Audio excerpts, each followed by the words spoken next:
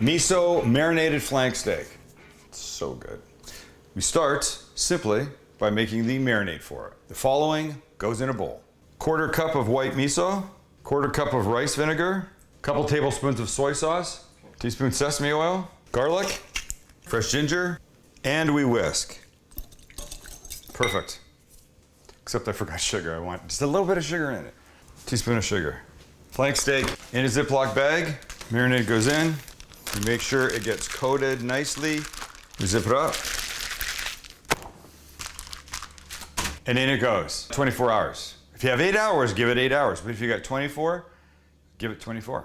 It's the next day, literally. And here's the flank. Don't want to cook it cold. But before we take it outside, we're gonna make one little thing. Sriracha, a little bit of soy sauce, and a little sesame oil. We're going to baste this steak right near the end. Let's go outside. All right, so the steak, the flank, is at room temperature. Don't cook steaks cold, and boom, and there we go. So what are we gonna do? We're gonna give it, it's not that thick, we're gonna give it maybe a couple minutes here, turn it a little bit, give it another couple minutes, and then flip it over and do the other side. So let's have a look. Oh boy. Another minute or so there, finish the other side. Bob's your uncle. Doesn't take long. We're using lots of heat, and the steak itself is room temperature, so, and it's not that thick. 4-ish minutes, we're done. So now we flip it. Look at that, look how that gorgeousness. That is flavor and amazingness, but now is when we start to brush with this sriracha. Oh God, it's so hot, I can't believe it. Soy,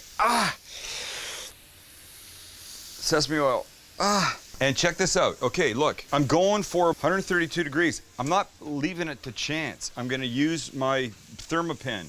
106, right there. Hold on, let's see this part here. 120, God, 19, it was going down. So here we are, look, gorgeous, right? So we'll flip it. And now this side gets some of the love because it hasn't had any yet, Max. We're gonna let the top burn in, caramelize for just a second, not long, because it's pretty much there.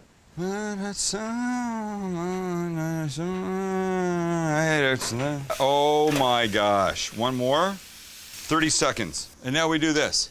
It's gorgeous. It's done, it comes off. Of course, it would get one last basting of this. And then, that's it. Let it rest. The juices reabsorb, it's better, the whole thing stays super delicious. Then we cut. Voila. Wow. Let's do this. So we always cut across the grain, and you can see the grain runs this way.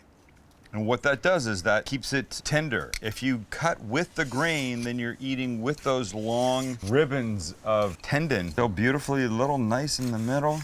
And now here's a bite. Wow. So juicy, so tender.